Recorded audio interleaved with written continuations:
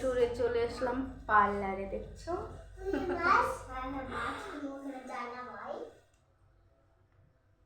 ওই যে আমাদের সুন্দর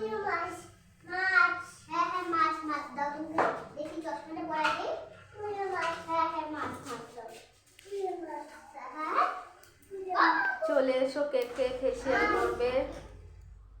আমিও করছিলাম অনেকদিন আগে, করিনি, একবার করছিলাম লাইফে। সে মজা লাগে জানো না ফেসিয়াল।